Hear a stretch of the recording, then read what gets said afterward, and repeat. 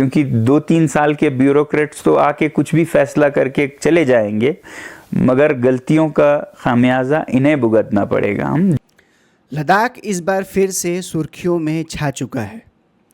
इस बार अपने खूबसूरत लैंडस्केप्स या स्ट्रैटेजिक लोकेशन के लिए नहीं, बल्कि अपने लोगों के बढ़ते हुए अनरेस्ट के लिए, और इससे भी बड़ी बात अपने नेता के अरेस्ट होने सोनम वांगचुक के लिए।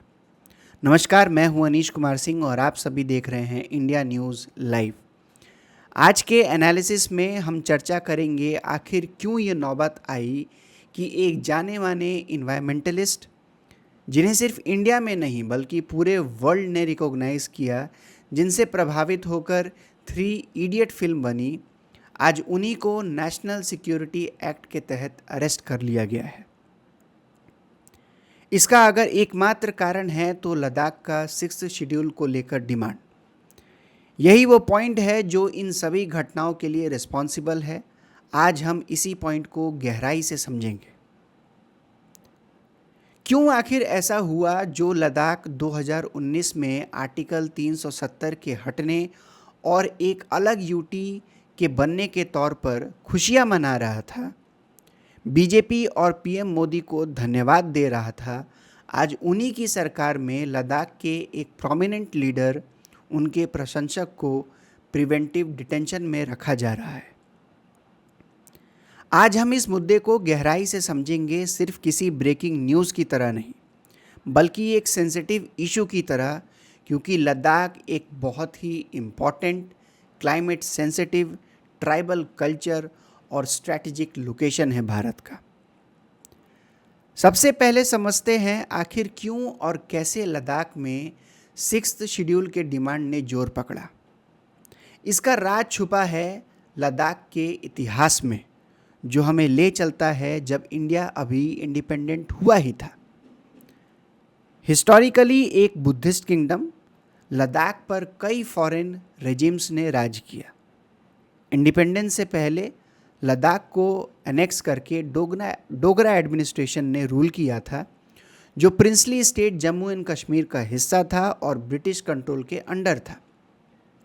इंडिपेंडेंस के बाद लद्दाख शुरू में एक एडमिनिस्ट्रेटिव डिस्ट्रिक्ट था जम्मू एंड कश्मीर का, और 2019 में लगभग 7 दशकों के संघर्ष के बाद लद्दाख एक अलग यूनियन टेरिटरी बना, जहां के लोग अपनी डिस्टिंक्ट इथनिसिटी, रीजन और रिलीजन को बड़ी रीजनल कम्युनिटी के रिलेशन में आर्टिकुलेट करते हैं।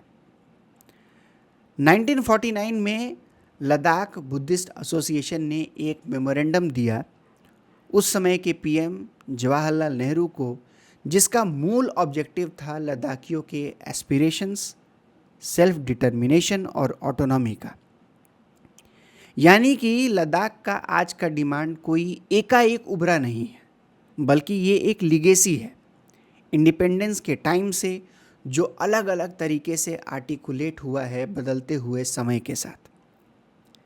इंडिपेंडेंस के बाद शुरुआती सालों में लद्दाख के बुद्धिस्ट लीडर्स ने ऑटोनॉमी की डिमांड उठाई। उन्होंने अपने इथनिक और रिलीजियस आइडेंटिटी पर जोर दिया और इतने बड़े रीजन को चलाने के पॉलिटिकल और एडमिनिस्ट्रेटिव प्रॉब्लम्स को हाईलाइट किया। सोचिए 1950 में जब शेख अब्दुल्ला की सरकार ने जम्मू एंड कश्मीर का पहला बजट प्रेजेंट किया, उसमें लद्दाख का नाम तक नहीं लिया गया।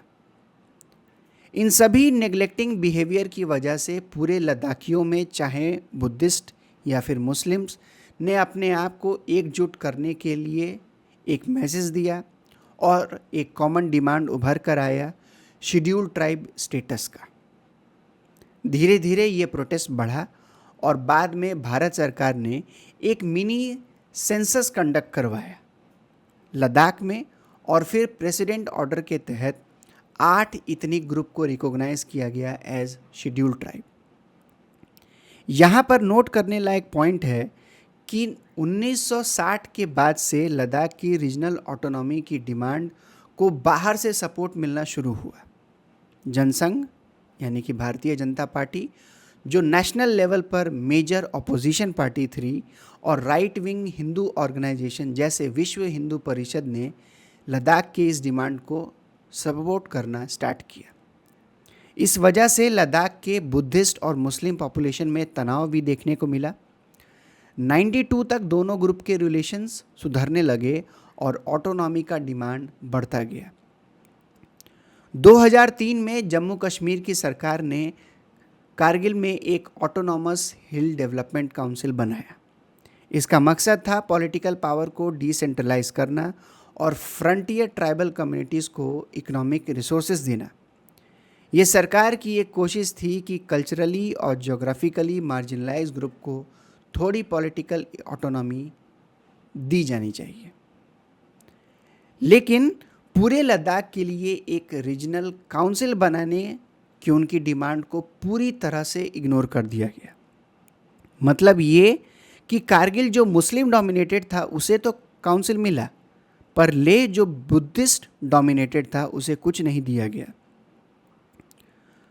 कांग्रेस की पॉलिसीज़ का मेजर ओपोनेंट होने के साथ साथ बीजेपी हमेशा लद्दाखी बुद्धिस्ट के डिमांड्स का सपोर्ट करती रही। बीजेपी का एजेंडा लद्दाख पर बिल्कुल क्लियर था। रीजन की distinct socio cultural identity, development के लिए स्पेशल अप्रोच की ज़रूरत और नेशनल सिक्योरिटी के लिए इसका स्ट्रैटेजिक इम्पोर्टेंस। लद्दाख पहले ही 1962 में चाइना और 1948 और 99 में पाकिस्तान के साथ बड़े वॉर्स देख चुका था। नरेंद्र मोदी की सरकार ने 2019 में लद्दाख को यूनियन टेरिटरी का स्टेटस दे दिया और उसे जम्मू एंड कश्मीर से अलग कर दिया।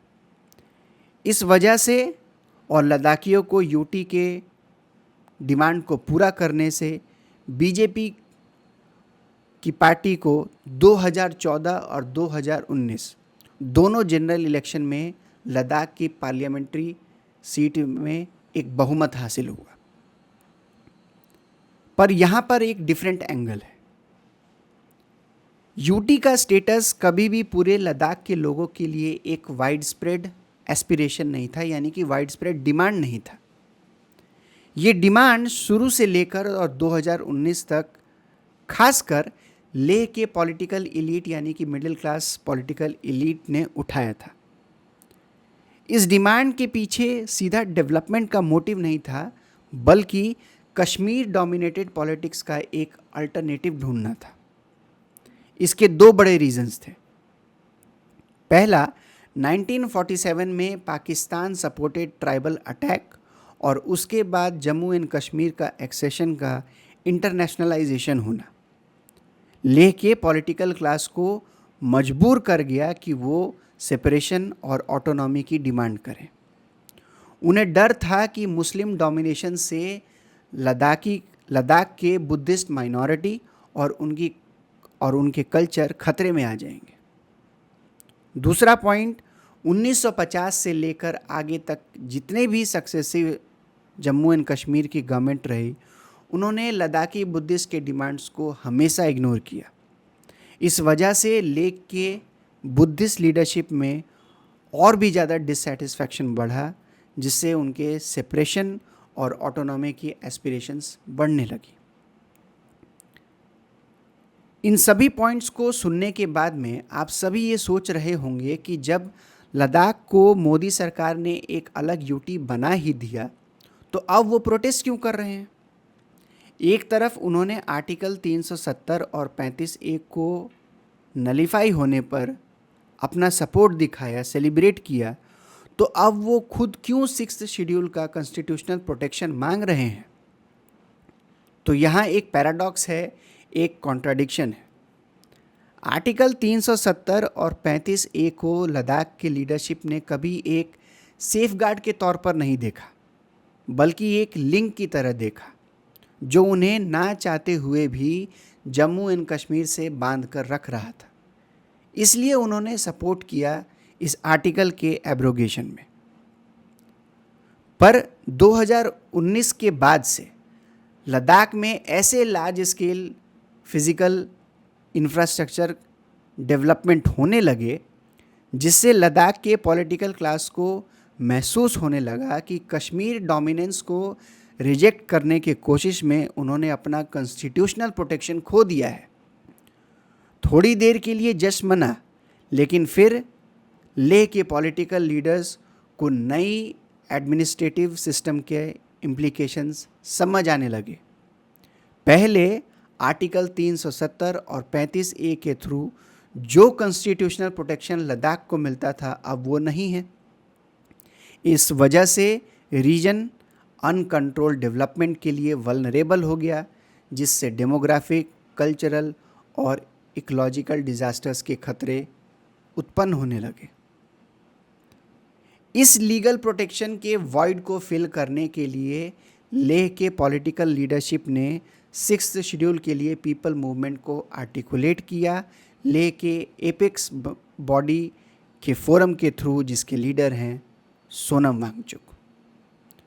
तो इस तरह से आप सभी समझ गए होंगे कि लद्दाख का डिमांड, ऑटोनॉमी का डिमांड कोई नया नहीं है, बल्कि इंडिपेंडेंस के समय से चला आ रहा एक डिमांड है। सोनम वांगचुक को अरेस्ट करने के पीछे सरकार ने अपने रीजंस दिए हैं, इस पर भी नज़र डालते हैं। 25 सितंबर को यूनियन होम मिनिस्ट्री ने सोनम वांगचुक के एनजीओ का लाइसेंस कैंसिल कर दिया अंडर फॉरेन कंट्रीब्यूशन एक्ट, कुछ एलेज वायलेशन के वजह से। मिनिस्ट्री ने 24 तारीख को लद्दाख में हुए मॉब वायलेंस को वांगचुक के प्रोवोकेटिव स्पीचेस से जोड़ा, जिसमें उन्होंने अरब स्प्रिंग स्टाइल प्रोटेस्ट और नेपाल में जेंजी के आउटपोरिंग का रेफरेंस दिया था। ये भी कहा गया कि जो लोकली फंड उन्होंने जनरेट किए वो उन्होंने गलत तरीके से FCRA अकाउंट में डिपॉजिट किया, फंड्स का नॉन परमिसेबल एक्टिविटीज़ के लिए इस्तेमाल किया, जैसे देश की सोवरेनिटी का स्टडी करना, और फॉरेन फंड्स को डेजिग्नेटेड फॉरेन अकाउंट में डिपॉजिट नहीं किया। सोर्सेस का ये भी कहना है कि Himalayan institute of alternative Ladakh, जो सोनम वांगचुक ने बनाया था, फॉरेन कंट्रीब्यूशन के थ्रू बिना रजिस्ट्रेशन के 1.5 करोड़ से ज़्यादा फॉरेन रेमिटेंस रिसीव किया, और साथ ही साथ अपने प्राइवेट फर्म सेशन इनोवेशन के लिए 6 करोड़ से ज़्यादा फंड डाइवर्ट किए। कुछ सोर्सेस ये भी बताते हैं कि वांगचुक ने 2021 से लेकर 24 तक अपने पर्सनल अकाउंट से 2.5 करोड़ से ज़्यादा पैसे अब्रॉड भेजे। 2018 से लेकर 2024 तक अलग अलग अकाउंट में करोड़ों रुपए फॉरेन फंड्स में रिसीव हुए, और कुल मिलाकर उनके पास 9 पर्सनल बैंक अकाउंट है, जिसमें से 8 अनडिक्लेयर्ड हैं। CBI होम मिनिस्ट्री की रिक्वेस्ट पर इन सभी वायलेशंस का प्रोब कर रही है, जबकि income tax authorities financial irregularities को देख रहे हैं। इस पर सोनम वांगचुक की प्रतिक्रिया सुनिए। बिल्कुल डर नहीं है, मैं बिल्कुल इंतजार कर रहा हूं, बल्कि मैं ये सोचता हूं कि न्योता देंगे पुलिस को कि आए आपको गिरफ्तार करें? बिल्कुल देंगे, क्यों नहीं देंगे। जब वो चाहें हमें गिरफ्तार कर सकता है। मैं सोचता हूं कि मेरे जेल में होना देश को ज्यादा जगाएगा मेरे बाहर होने से, क्योंकि देश नज़ारा देखेगा। जो आदमी देश विदेश से भारत के लिए मैग्सेसे से लेके रोलेक्स अवार्ड से लेके 30 पुरस्कार लाता है, 8 तो यूनिवर्सिटीज के ऑनररी डॉक्टरेट्स लाता है, देश का नाम ऊंचा करता है, यहाँ के ज्ञान को निर्यात करता है, और चीन जैसे देशों के खिलाफ बायकॉट चाइनीज प्रोडक्ट्स का मुहिम चलाता है, जो आगे ले जाके सरकार भी उसे आगे बढ़ाती है। उसी आदमी को हम आज ऐसे दोषों में जेल डाल रहे हैं। ये नज़ारा जब वो देखेंगे तब वो समझेंगे कि आज देश कैसे चल रहा है। तो इसलिए मैं सोचता हूं मेरी देश सेवा की यही एक आखिरी कड़ी रहेगा। लद्दाख को 6th शेड्यूल देना क्यों ज़रूरी है, इसके लिए आप सभी को समझना होगा कि ये शेड्यूल क्या है, इसके फीचर्स क्या हैं, जिसे आप सभी मेरे पिछले वीडियो में देख सकते हैं और समझ सकते हैं। ये वीडियो आपको आई लिंक पर मिलेगा, या फिर आप चैनल के डिस्क्रिप्शन में या प्लेलिस्ट में जाकर भी देख सकते हैं। सबसे बड़ा मुद्दा है लद्दाख के इकोलॉजिकली फ्रेजाइल इन्वायरमेंट और यहाँ के लोगों के पार्टिसिपेशन का डिसीजन मेकिंग में। इस बात को और भी गहराई से समझने के लिए वांगचुक के इस वीडियो को सुनिए। क्योंकि 2-3 साल के ब्यूरोक्रेट्स तो आके कुछ भी फैसला करके चले जाएंगे, मगर गलतियों का खामियाजा इन्हें भुगतना पड़ेगा, हम जो कि बहुत नाजुक हालत में रहते हैं। जैसा मैं कह रहा था, यहाँ के लोग 5 लीटर प्रतिदिन में गुजारा करते हैं, जबकि 500 या 50 तो कम से कम ज़रूरत होती है और जगहों पे। यहाँ के लोग ठंड से मुकाबला करते हैं, फिर कुदरती के अलावा जो मानवीय हैं, चीन पाकिस्तान के बॉर्डर से वो करते हैं, तो बहुत मुश्किल में रहते हैं। तो इनके हाथ में कुछ तो डिसीजन मेकिंग हो, कैसे इस जगह को बचाएं, ना कि कोई ब्यूरोक्रेट जो किसी भी असर में आके ऐसे फैसले ले सकता है जिसका नुकसान इनको पड़ेगा, वो अपना फ़ायदा लेके चले जाएंगे।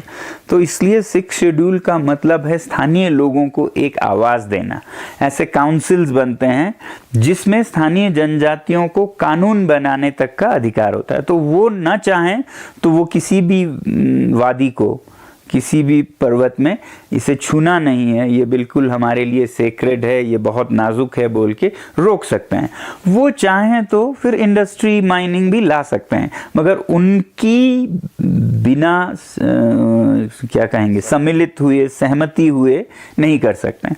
तो ये बेसिकली यही है कि स्थानीय जनजातीय लोगों को एक उनकी ज़ुबान भी आए, ना कि कोई और उनके लिए फैसले लेके जाए। तो ये 6 शेड्यूल है, और हम देखते हैं कि यही एक है जो बचा सकता है पर्यावरण को, क्योंकि जिन लोगों ने रहना है वो सही निर्णय लेंगे, ऐसा माना जाता है। हाँ, जो पायलट जहाज़ चला रहा है वो गिराएगा नहीं, क्योंकि उसमें वो भी बैठा है।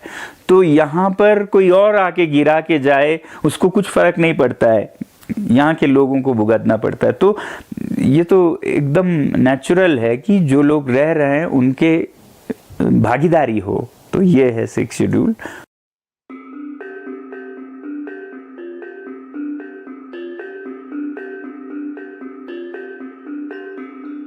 ऐसा ट्रिगर पॉइंट यही है कि जम्मू कश्मीर में ऐसे संरक्षण थे, धारा 370 में था, 35A में था। अभी वो सब नहीं है। पता था लद्दाख के लोगों को, जब वो यूनियन टेरिटरी मांग कर रहे थे तो उन्हें पहले से पता, दशकों से पता था, मुझे खुद याद है। 2 चीज़ें वो मांग कर रहे थे, यूनियन टेरिटरी विद लेजिस्लेचर, यानी कि जिसमें चुने हुए प्रतिनिधि फैसला करेंगे, वो यूनियन टेरिटरी। और दूसरा, जम्मू कश्मीर में नहीं होगा संरक्षण तो कोई बात नहीं, भारत माता ने और तरीके रखे हैं हमारे लिए जो कि हमें मिलेंगे। सबका ये विश्वास था कि जम्मू कश्मीर तो हमें बहुत इल ट्रीट करता था, अब सेंटर के पास जाएंगे तो बहुत अलग होगा, क्योंकि वो हमें वो सब देगी जो सेंट्रल क्या कहेंगे गवर्नमेंट के कॉन्स्टिट्यूशनल सेफगार्ड्स हैं, जो जम्मू कश्मीर में लागू भी नहीं होते थे। अब तो हम भारत के साथ जुड़ेंगे तो हमें शेड्यूल 6 का वो मिलेगा ही।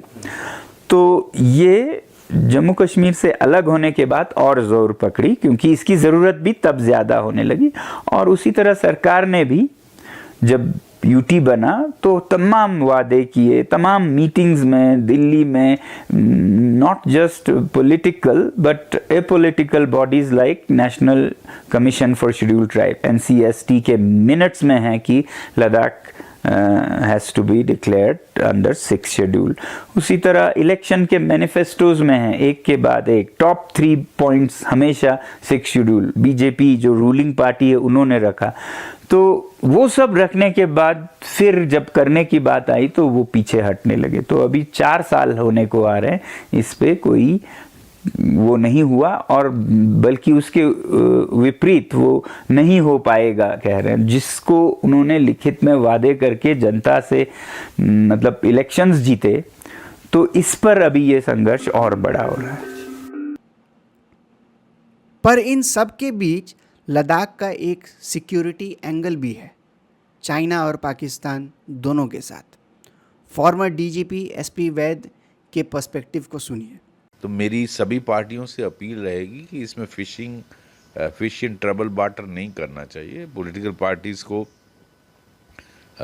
ये सेंसिटिविटी समझनी चाहिए कि ये बिल्कुल बॉर्डर जो लद्दाख है, लेह लद्दाख है, बिल्कुल चाइना बॉर्डर पे है। अगर वहाँ हालात बिगड़ेंगे तो इसका फ़ायदा किसको होगा? आपके देश को तो नहीं होगा, इसका फ़ायदा दुश्मन लोग लेंगे। तो सभी पॉलिटिकल पार्टीज़ को पॉजिटिव रोल प्ले करना चाहिए। और मैं तो समझता हूँ कि सरकार को सभी अभी तो कर्फ्यू लगा है, इसको सख्ती से डील करना चाहिए। जो लोग इसके पीछे हैं उनके खिलाफ कानूनी कार्रवाई होनी चाहिए। If required even not only make them accused in this violence, also detain some of them under Public Safety Act।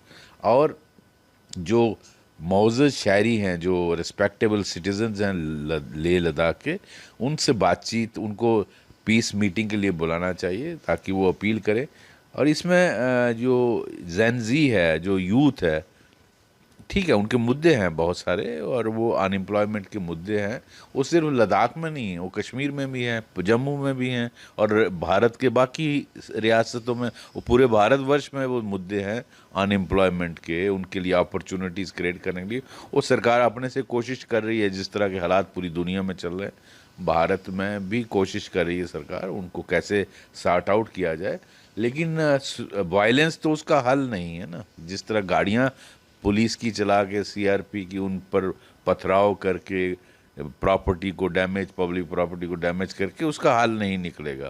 तो जेन जी को लग रहा है कि वो एक अच्छा काम कर रहे हैं इस तरह का, लेकिन उनको मिसलीड किया जा रहा है, मेरा ये मानना है। उनको जो वेस्टेड इंटरेस्ट हैं, जो इस टूल किट का हिस्सा हैं, वो उनका इस्तेमाल कर रहे हैं, और वो उससे दूर परहेज होना चाहिए। ये जेनजी को समझाने के लिए मौजूद शहरियों का इस्तेमाल करना चाहिए।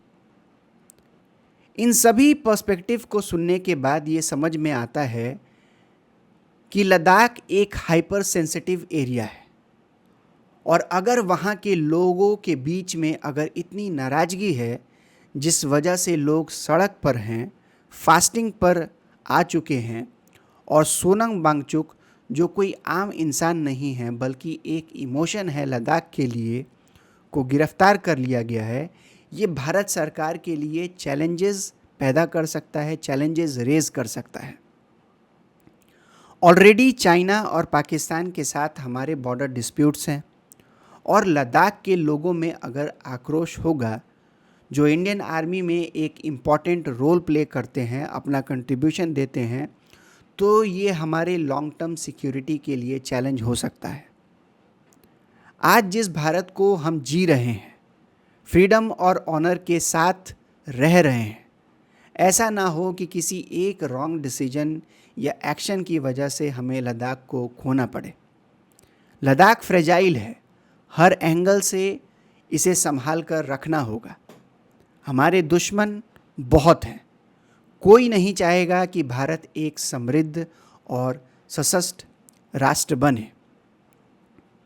इसलिए ज़रूरी है कि हमारे नेता, पॉलिसी मेकर्स लद्दाख के डेमोक्रेटिक पार्टिसिपेशन को इंक्रीज़ करें, उनका रोल इन्हेंस करें, और कॉन्फिडेंस में लेकर नेशनल सिक्योरिटी को भी मजबूत करें लद्दाखियों के कोऑपरेशन के साथ।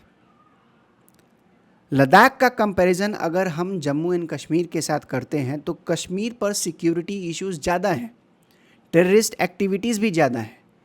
तो अगर कश्मीर में असेंबली हो सकता है तो लद्दाख में क्यों नहीं?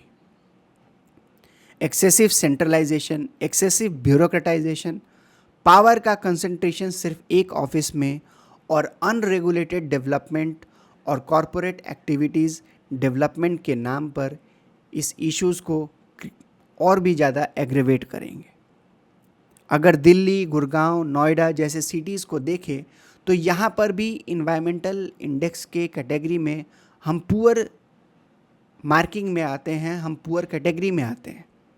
और लद्दाख के वैलीज़ को अनरिस्ट्रिक्टेड और बिना वहाँ के लोगों के पार्टिसिपेशन से चेंज करना, ये ना ही पॉलिटिकली सही है और ना ही लद्दाख के फ्यूचर के लिए ठीक होगा। ज़रूरत है एक बैलेंस्ड डिसीजन का, नेशनल इंटरेस्ट और लद्दाखियों के डिमांड्स का, ना कि किसी ब्लैकआउट का या फिर किसी इम्पोर्टेंट पर्सनालिटी को अरेस्ट करने का। ये तो था इंडिया न्यूज़ लाइव का पर्सपेक्टिव। हम आप सभी व्यूअर्स के पर्सपेक्टिव को जानना चाहेंगे कि आप सभी इस मुद्दे के बारे में क्या सोचते हैं। अपने व्यूज़ कमेंट सेक्शन में लिखिए। अगर आप सभी को ये न्यूज़ एनालिसिस पसंद आया हो तो वीडियो को लाइक, शेयर और चैनल को सब्सक्राइब करें। मिलते हैं अगले वीडियो में, तब तक के लिए जय हिंद, जय भारत।